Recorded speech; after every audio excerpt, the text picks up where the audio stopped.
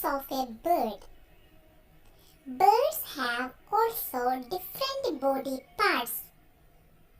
They have 2 eyes, 2 wings, a beak, 2 legs, and a tail.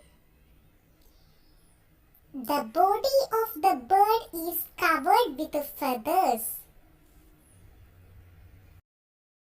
Feathers of different colors and size. The mouth of bird is called a beak.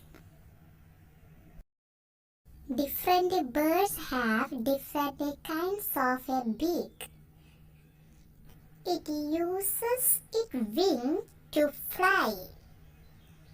Birds have 2 feet with claws.